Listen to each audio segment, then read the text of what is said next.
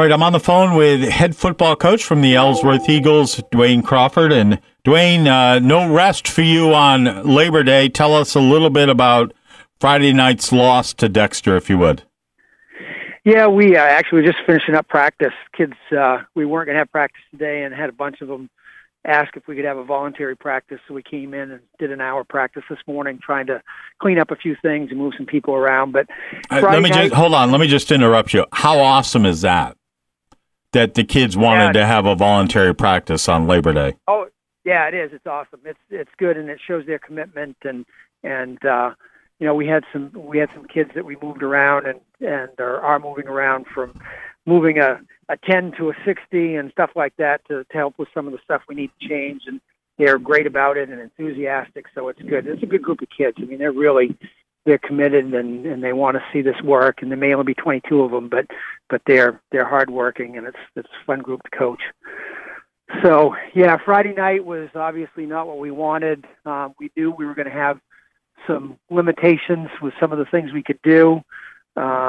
We did, however, think that we could run option, which is what we did really well at MDI, and that just wasn't the case. We just kind of took a little bit of a step back, but we've got some things in to change that for this week. So, you know, we saw some good things, but we saw a lot of bad things. And I guess the best line that I can come up with was, we had a lot of guys that didn't do their job on particular plays, which ended up giving up big plays or not allowing us to move the ball. And so, not to take a page from Bill Belichick, but we've got to do our jobs, and so we're cleaning that up this week and going up to Orono and playing some football Friday night. See if we can't turn things around a little bit. Orono's another squad with short numbers as well. Yeah, they've got. I think they've got exactly the same number we do, 22. So, yeah, same thing. Yep. And they had a rough game Friday night as well. So, I mean, they're going to be hungry, and on top of that, it's going to be televised. So, they're going to be fired up. And I know our kids are fired up about being on TV. So that'll be a lot of fun. It'll be a first for all of us. And who's televising this? It's going to be on Channel 5. All right, so Channel 5's doing that game. That's awesome. Yep. So Ellsworth at Orono this Friday night, September 7th on Channel 5. That's fantastic. Yeah, yep. So it'll be fun, and like I said, this is a great group of kids, and they're committed, and we've got some good leaders. So the score could have easily been, 65-6 with some of the things that we were doing. We went from the third best offense in the league last year, yard-wise, to I think we might have hit 100 yards if we were lucky. Right. Friday night. I finished breaking down all the stats, but right now I'm at 82, and I've only got a few plays left. So it was pretty pathetic on the offensive side. But defensively, I mean, we pushed them around a lot. We just gave up the big plays. We had, gave up a couple big pass plays, but we've got some younger kids on the corners, and that being said, we had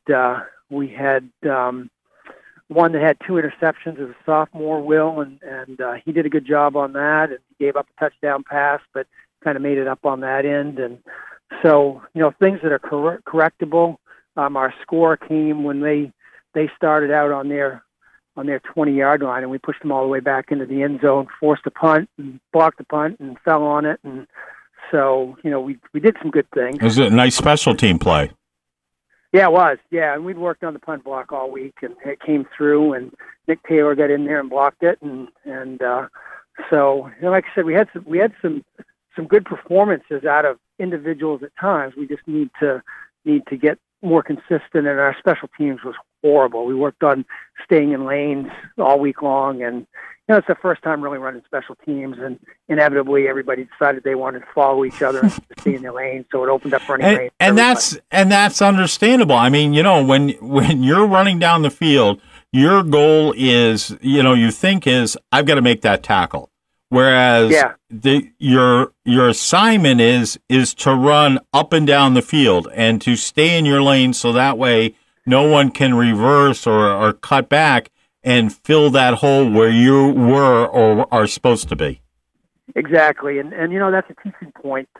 They can see that on film now, and they can see what happens when they don't do their job, and everybody wants to make that tackle, and the fact is that if everybody tries to make the tackle, they're going to cut back, and there won't be anybody to make a tackle. So you have to trust that the guy beside you is going to do his job, and if the guy runs into his lane, he's going to make the tackle, and vice versa. So just teaching points, and so like I said, 35-6, it could have been much worse, but defensively, we did do a good job at times and held them in check. And offensively, I think if we could have moved the ball, it would have been a much different story, obviously.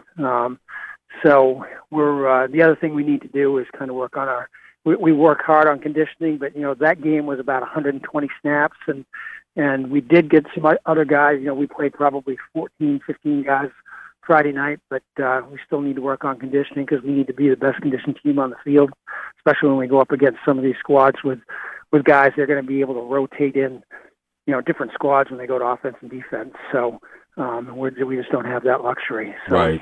Conditioning and working on the offense and defense has had some bright spots, so we'll just work on that and special teams. All right, sounds like a plan. Have a good week. We'll talk to you on Friday, and as you get ready for Orono this Friday night up in Orono. Thanks, Chris. Appreciate it. Have a great day. You too, Coach.